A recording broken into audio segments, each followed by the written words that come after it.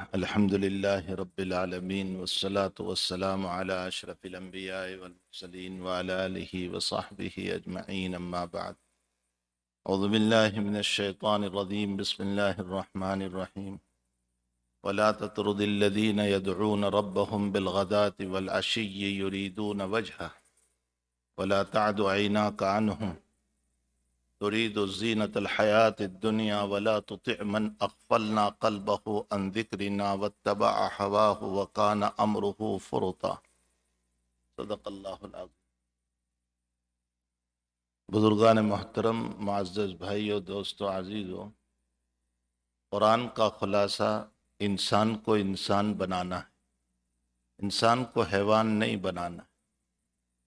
قرآن اس لیے نازل نہیں ہوا کہ یہ صرف کوئی وظیفوں کی کتاب.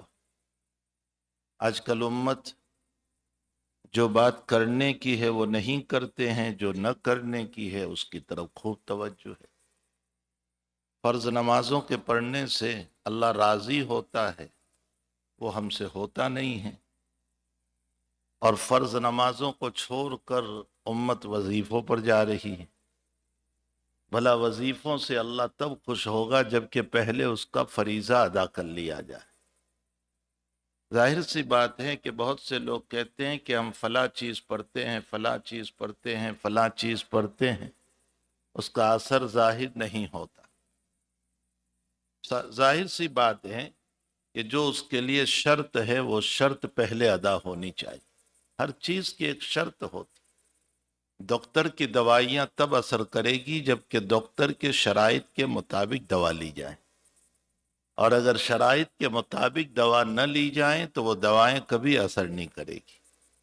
یہ دنیا کا ایک مسلم اصول ہے. اللہ کہتا ہے کہ میرے فرائض کو پہلے پڑھو، اور فرائض کو پڑھنے کے بعد پھر میرے قرآن کے وظائف کو پڑھو. تو میں نے اپنے قرآن میں تمہارے لیے جسمانی شفا بھی رکھی. یقیناً جسمانی شفا بھی ہے. جناب رسول اللہ صلی اللہ علیہ وسلم نے خود بیان فرمایا. عبداللہ ابن مسعود رضی اللہ تعالیٰ عنہ مرض الوفات میں تھے.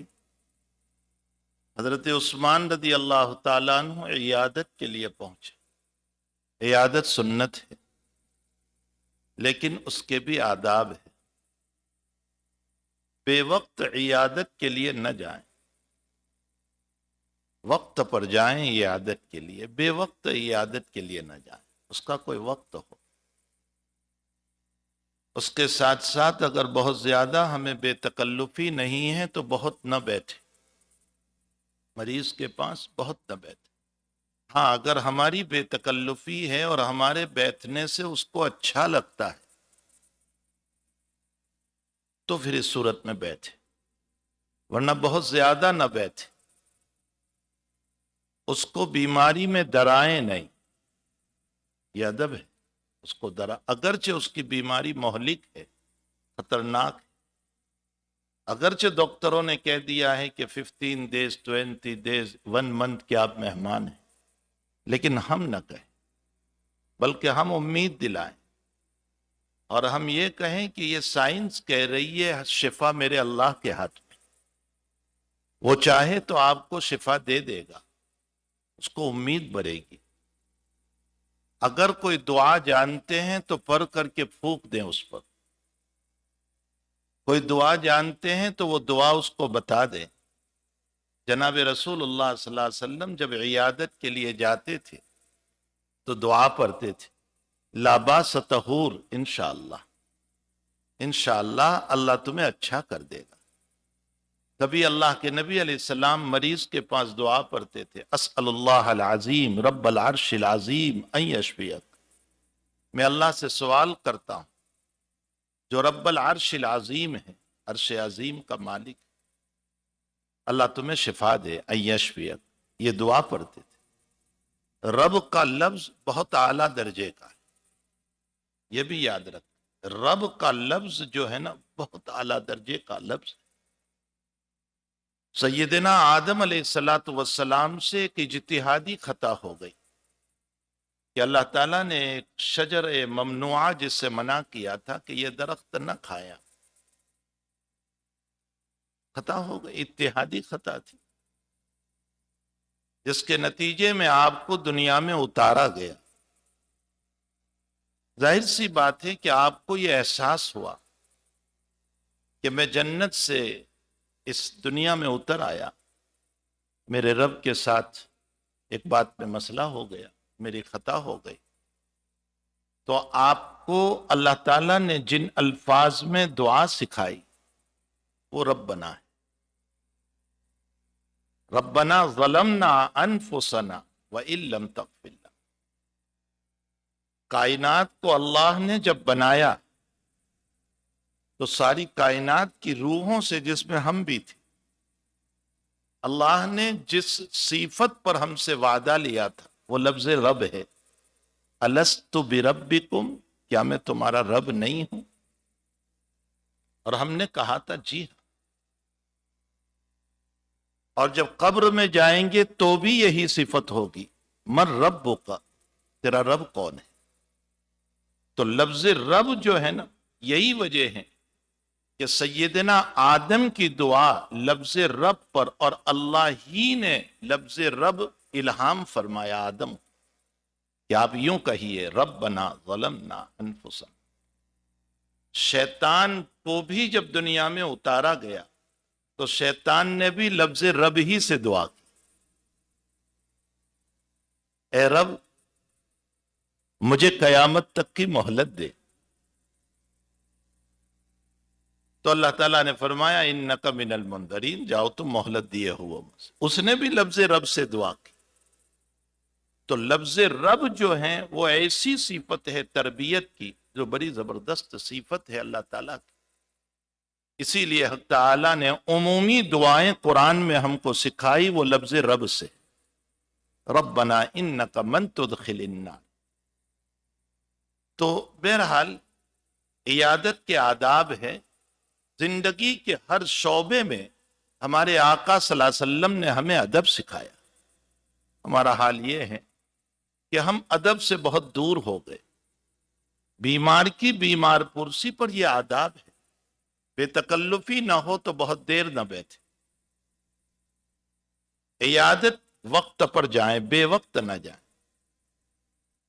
اور کوئی دعا پڑھ دیں، کوئی دعا بتا دیں، اس کو امید دلائیں۔ اگر ہم کسی کے مکان پر دعوت کے لیے جائیں اس کے بھی اصول ہیں۔ جناب نبی کریم صلی اللہ علیہ وسلم نے حضرت زینب رضی اللہ تعالیٰ عنہ کا ولیمہ فرمایا اور حضرات صحابہ کرام کو دعوت دی۔ سارے صحابہ کھانا کھا کر روانہ ہو گئے، لیکن 3 صحابی تھے، احادیث میں ان کا نام نہیں آیا۔ اللہ نے اپنے نبی کے صحابہ کو چھپا دیا، وہ باتوں میں بیٹھے رہے۔ اللہ تعالیٰ نے قرآن میں آیات اتاری اور فرمایا کہ جب تک نبی تم کو دعوت نہ دیں وہاں تک تم گھر پہ نہ جاؤ، اور جب تم کھانے سے فارغ ہو جاؤ فَإِذَا طَعِمْتُمْ فَانْتَشِرُوا، چلے جاؤ، کھانے کے بعد بیٹھے نہ رہو، وَلَا مُسْتَانِسِينَ لِحَدِيث، باتیں کرتے ہو۔ إِنَّ ذَلِكُمْ كَانَ يُؤْذِي النَّبِيَّ، نبی کو تکلیف ہوتی ہے، وَيَسْتَحْيِي مِنْكُمْ، لیکن نبی حیا کرتے ہیں، بولتے نہیں۔ وَاللَّهُ لَا يَسْتَحْيِي مِنَ الْحَقِّ، اللہ حق بات سے حیا نہیں کرتا، وہ صاف صاف بیان کرتا۔ اس سے امت کو یہ سبق سکھایا کہ کسی کے گھر پہ دعوت ہو تو بہت پہلے جا کر نہ بیٹھ، بہت پہلے جا کر نہ بیٹھ، صاحب مکان کو تکلیف ہو، اس کو اپنا کام ہوتا ہے، اور جب کھانا کھا لیں تو پھر باتیں کرتے ہوئے اس کے گھر پہ نہ بیٹھے رہے۔ مکان چھوٹا ہے، اس کے بیوی بچے ایک روم میں بند ہیں یا کچن میں ہیں، ان کو نکلنا ہے، ہماری وجہ سے ان کو تکلیف ہو رہی۔ وَإِذَا طَعِمْتُمْ فَانْتَشِرُوا وَلَا مُسْتَانِسِينَ لِحَدِيثٍ، کتنے پیارے آداب قرآن ہم کو بتا رہا، کتنے پیارے اصول قرآن کریم ہم کو بتا رہا۔ قرآن کا نزول جو ہوا ہے وہ انسان کو انسان بنانے کے لیے ہوا۔ اسلام نام ہی ہے انسان، اور جس انسان میں، جس مومن میں اسلام نہ ہو، انسانیت نہ ہو، وہ مومن ہوتے ہوئے بھی حیوان ہے۔ اولئک کالانعام بل ھم اضل، وہ مومن ہوتے ہوئے بھی حیوان۔ اسلام انسانیت کا سبق پڑھاتا ہے، انسانیت کا درس دیتا ہے، وہ خیر خواہی کا درس دیتا ہے، وہ محبت اور پیار کا درس دیتا ہے، وہ آپس میں اخوت اور بھائی چارگی کا درس دیتا ہے۔ ہمارے بعض بزرگوں نے عجیب و غریب بات لکھی، فرمایا کہ سانس اور احساس دو چیزیں، سانس جو ہمارا چل رہا ہے نا، اور احساس، سانس کب نکل جائے اور بند ہو جائے اس کا بھی پتہ نہیں، اور انسان میں سے احساس کب نکل جائے اس کا بھی پتہ نہیں۔ فرمایا سانس نکل جائے تو جسم کی موت ہے، اور احساس نکل جائے تو ایمان کی موت ہے۔ جب انسان میں احساس ہی نہیں رہا تو وہ ایمان کی موت ہو گئی۔ پھر مجھے یہی احساس نہیں ہے کہ میرے والدین کون ہیں اور اس کا مجھ پر کیا حق ہے، میری بیوی کون ہے اس کا کیا حق ہے، میرا شوہر کون ہے اس کا کیا حق ہے، میرا نیبر اور پڑوسی کون ہے اس کا کیا حق ہے۔ یہ حقوق کا اگر مجھے اور آپ کو پتہ نہیں ہے، اور میں اور آپ نمازوں پہ نمازیں پڑھتے جا رہے ہیں لیکن حقوق سے غافل، غیبتوں سے بھرپور، الزام کی زندگیوں سے بھرے ہوئے، تو اس بزرگ نے بڑی پیاری بات لکھی، ارشاد فرمایا کہ تمہاری نمازیں، عبادتیں قبول ہو رہی ہے اس لیے کہ اگر قبول ہی نہ ہو تو قیامت کے دن جو لوگ مانگنے کے لیے آئیں گے، جن کے حقوق باقی ہوں گے، تو غیر قبولیت والی نماز کیسے دیں گے ان کو؟ کچھ بات سمجھ میں آ رہی ہے؟ ایک روپیہ، ایک ڈالر وہ ہے جس پر ریزرو بینک کا سکہ ہے، اور ایک ڈالر وہ ہے جس پر ریزرو بینک کا سکہ نہیں۔ ظاہر سی بات ہے کہ ریزرو بینک کا سکہ نہیں ہے، اسٹیمپ نہیں ہے، وہ ڈالر بچوں کا کھلونا تو ہو سکتا ہے لیکن میرے اور آپ کے شاپنگ کا ذریعہ نہیں ہو سکتا۔ اور جس پر ریزرو بینک کا اسٹیمپ ہے اس کو کوئی قبول کرتا ہے، تو ہم جو عبادت کر رہے ہیں اس پر اللہ کی قبولیت کا اسٹیمپ لگ رہا ہے، معلوم ہوتا ہے یہ قبول ضرور ہو رہی ہے اللہ کے وہاں۔ لیکن جب ہم دنیا میں غیبتوں میں، برائیوں میں، الزاموں میں، بدنام کرنے میں، لوگوں کو ذلیل کرنے میں، حقارت میں اپنی زندگی کو گزار رہے ہیں، تو اس کا مطلب یہ نکلا کہ میری عبادت میں قبول تو کرا رہا ہوں اللہ کے پاس، لیکن دوسروں کو دینے کے لیے قبول کر رہا ہوں، اپنی ذات کو ہلاک کرنے کے لیے کر۔ بعد میں سوچ لینا میری اس جملے کو، میری عبادت ضرور جا رہی ہے اللہ کے پاس، قبولیت ہو رہی ہے، لیکن میں دوسروں کے لیے اس کو تیار کر رہا ہوں۔ دنیا کا وہ انسان بے وقوف ہے جو اپنا فارم تیار کریں اور دوسرے فائدہ اٹھائیں اور خود بھوکا رہ جائے۔ مجھ سے بڑھ کر بدقسمت کون ہوگا کہ میں نے اپنی عبادتوں کا ایک فارم اور باغ تیار کیا، لیکن دنیا میں مخلوق کے حقوق کی بنیاد پر میں نے اپنے فارم کو دوسروں کے حوالے کر دیا اور میں خود بھوکا رہا۔ اس مسئلے کو بہت غور سے، سنجیدگی کے ساتھ اپنے گھر پر جا کر سوچنا، اور یہ ساری باتیں تب ہوتی ہے جب احساس مر جاتا ہے۔ اس لیے سانس بند ہو جائے تو جسم کی موت ہے، اور احساس ختم ہو جائے تو ایمان کی موت ہے، انسانیت کی موت ہے۔ اس کی انسانیت ختم ہو گئی، اس کا ایمان گویا کہ ختم ہو گیا۔ بہرحال حقیقت یہ ہے کہ قرآن مقدس کا نزول جو ہوا ہے نا، وہ ایک انسان کو انسان بنانے کے لیے ہوا ہے۔ انسان کو حیوان بنانے کے لیے نہیں ہوا۔ میں نے جو آیت پڑھی، میں مختصر پہلے اس کا شان نزول پیش کروں۔ مکہ کے کچھ مالدار قسم کے لوگ جیسے عتبہ ہے، شیبہ ہے، ولید ہے، یہ لوگ حضور پاک صلی اللہ علیہ وسلم کے پاس پیغام بھیجا کہ محمد ہم آپ کی خدمت میں آنا چاہتے ہیں، لیکن تیرے پاس یہ غریب قسم کے لوگ بیٹھے رہتے ہیں، یہ بلال ہے، صہیب ہے، یہ غریب قسم کے لوگ ہیں، اور ہمارا اسٹیٹس بہت بلند ہے،